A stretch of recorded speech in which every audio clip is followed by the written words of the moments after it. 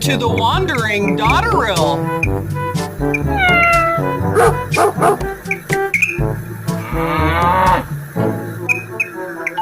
This is not a dream. When reliving experiences or having them come to mind, there's been times in my life when I've gotten very angry, and people around me have said, "What's wrong with you?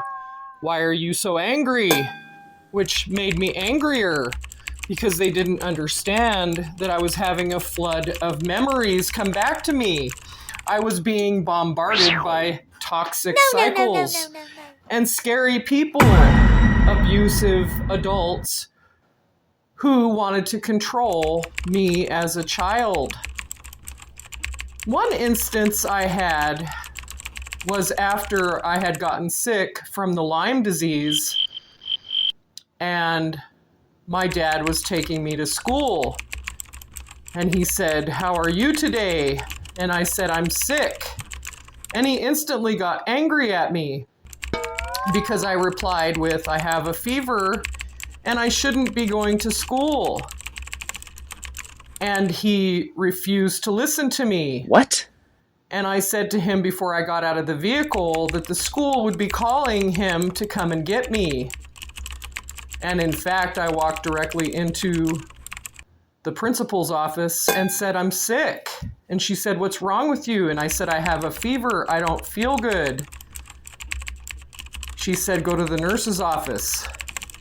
And they tried to call my dad, and this is when things went south for me. They started going south frequently for me because I started having tonsillitis and strep throat 6 to 8 times a year. I would run fevers. I would have co-infections. And I was seeing the nurse for Tylenol and for cough medicine and for things like that. And back in the day, you could walk into the nurse's office and get a cough drop or some Tylenol. But I was so sick that the nurse said, "You need to lay down on the bed." And the next thing you know, it's the end of the school day. And this happened frequently to me because when they would call my parents, they wouldn't answer. Huh? It was the day of the landlines when you had a regular landline phone. And the excuse was, "I didn't get your call. She's not sick. She's playing games. She's out of control. She's a bad child. We're not going to play her game." Another instance of illness I had was brought on by the adults. And you can ask, how can that happen? What do you mean the adults brought on an illness? Huh? Well, I had a sibling that moved in with my parents who was older. And at the time, I was still recovering from the first stages of Lyme disease. And so I had missed a lot of school. Uh-oh. And I was isolated. My parents kept me in my bedroom all the time. I didn't have friends. I wasn't allowed to play. I wasn't allowed to do much outside. If I was, it was for about 20 minutes or so, and then I had to go back to my room. It was like I didn't exist. So I spent a lot of time in my room, in my head. What? And this was everywhere I lived because I didn't have anything to take with me. I didn't have toys or books or friends.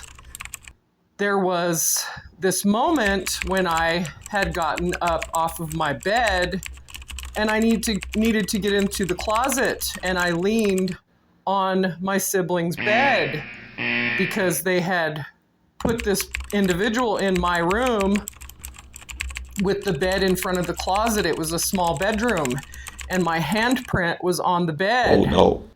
And it happened to coincide with the same time that my sibling came in the door, who was an adult, and started screaming that I touched the bed. And my stepmother barged into the room and said, "You take care of this," and handed my sibling a belt, who proceeded to beat me What? with the belt.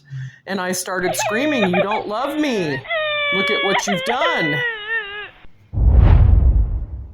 Like I said, I had put my hand on my sibling's bed, which caused a beating. It caused me to be beaten. And my stepmother handed my sibling a belt who, in the interim, had been trying to control me by throwing me onto the bed and ensued to beat me with the belt that my stepmom had given this person. And as I started screaming and saying, "You don't love me," they hit my finger and I started bleeding. So I was bleeding and screaming, "You don't love me," which made them both very angry. And my stepmother yanked the belt out of my sibling's hand and started to beat me. What? And that didn't work. And so she dropped the belt and started beating me with her hands. And a little while later, the only person that noticed was my sibling, that I had black and blue handprint marks from the back of my neck down to the back of my knees for putting my hand on the bed. And after that, many years later, I confronted my father and said, "Your pastor's wife, your wife beat me." And I was told I was a liar. I was told I was stupid, that I'm crazy, and that I don't know anything. And I said, well, that's interesting because she beat me. And then a few days later, I saved her from being electrocuted by the washing machine. And they knew it because they had called the school and told the school I was sick. And I missed 6 weeks of school because of the beating. This is your host, the Dingy Dotterel.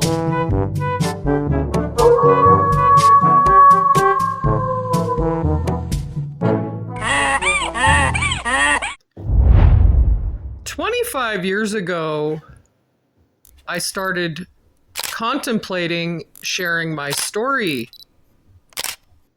And I crashed and burned. I was unable to think about all of the trauma, all of the instances of abuse, all of the narcissism and the toxic cycles. It put me into a frozen state. It actually staunched my healing. It triggered me so bad that I went into a state of denial. And what happens when you've gone through as much as I have, you start flailing around, you start grabbing for things that will fill that hole in your life where you don't know how to deal with it. And I was going through intense counseling at the time, and I had started my undergraduate studies. I had not graduated high school, and I was just starting into community college and learning how to deal with my life. And I also had small children, so things were kind of a whirlwind for me. And it went from bad to worse with me trying to tell my story because it triggered me and it caused me to shut down. So that's why I suggested before, if you're having any of the issues I've mentioned, or if you've had a stressful situation that has to deal with trauma of any kind, you should journal. You should keep track of the information that you're trying to process and go over it. Because if it's too hard to express verbally, emotionally is a good step. Writing it down and reading it or saying it out loud to yourself. It's a process I've learned.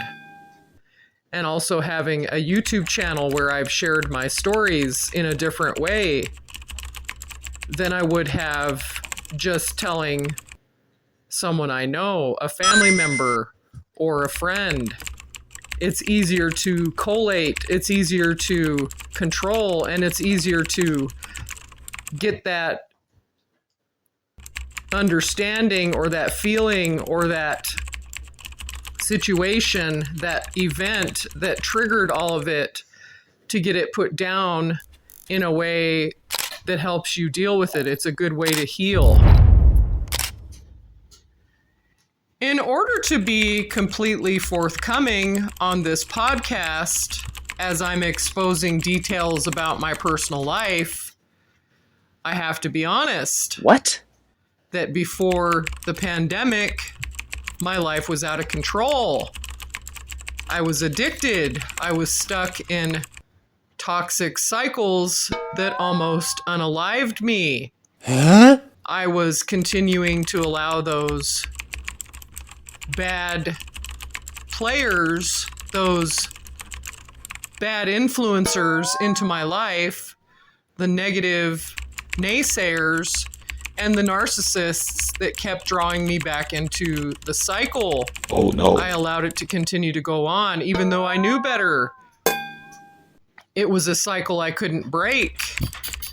And fortunately for me, I hit the bottom. I hit the bottom of feeling exhausted, not knowing which way to turn, not knowing what to do. Oh no. And all in all, the only thing I can do is glorify God, is to thank Jesus for stepping in the middle of it and creating a way out, which he did. And the situation was so bad that there was intimate partner violence. There was physical violence. What? There were threats. There were ambulances called. The authorities were called over and over again. There were court reports and times for judgment. There was so much going on that my head was swimming. And yes, I allowed it to go on. But I also knew that I was screaming on the inside, wishing for a way out. And I had an encounter in my kitchen with the Almighty. Huh? And not only did he deliver me from everything,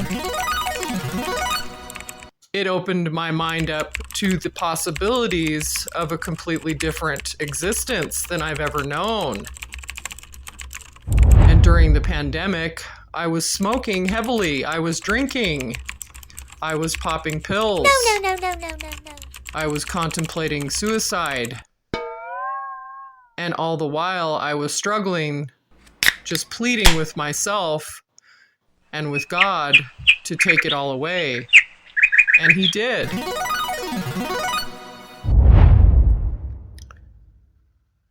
Being set free is magical, yes. But there's also that time of healing, time of sorrow, time of struggle with yourself, wondering how it got so bad, wondering how things got so out of control, and how much easier it would have been if I would have just listened to myself years ago. But that didn't happen. And I can't look back and say, woulda, coulda, shoulda. That is not how it works. It took me a lot of face plants, falling down flat on my face and making huge mistakes. And I'm all for the better of it because I'm talking to you now. And there are things that I know that I've gone through that hopefully through this podcast I can express and help others with so that they won't make the same mistake as me. And just so the listener understands completely, the enemy was at my door. I was close to the end. I was contemplating unaliving myself, but that didn't happen. And when I say I'm keen to intimate partner violence and things that go on behind closed doors, I was a party to body slammings, What? going to the hospital almost, bleeding to death. Huh? Crackheads knocking on the door, wanting to know my business, wanting to know what was going on. Hacking, fishing, stalking, flying monkeys. It was whirling around me like a tragic end-all be-all story where the ending is not good. Like in the movie Dracula, there is no way out. You can't go back. But a miracle happened, and here I am. And I'm fortunate to be alive. I'm grateful to be vertical and not horizontal in the ground 6 feet under somewhere that everyone has forgotten about me. I've chosen to make amends with myself, and I've chosen to cut ties with everyone that is toxic, and it's cost me a lot. It's cost me friends and family. It's cost me harassment and mockery and shame. But those are small when compared to losing my own life because I allowed the toxic cycles to continue to ruin my life, and it was heading in a bad way. And yes, there are repercussions for my behavior, but there's also good consequences for making those positive changes in my life. The moral of the story is this: when you're the queen in the anthill, you don't necessarily see what's going on around you. You don't necessarily see what's going on with the worker ants around you, or those little stragglers that have wandered from home. And I was just sitting in the middle of my termite hill, where I had caused so much destruction around me, but I wasn't to blame. I was soaking in my own dilemma, and I wasn't awake. I wasn't part of my own healing, even though I knew better, even though I had chased down many enemies before in my life and thought that I had done a good job of overcoming. I hadn't overcome anything. And I'm happy to say that I'm clean and sober today, that I can look anyone in the eye and say, I know better, and I shouldn't have done that, and I'm sorry. I forgive myself, and I forgive those around me who have been stuck in toxic cycles their whole life, and they don't know any better because they haven't acknowledged the problem.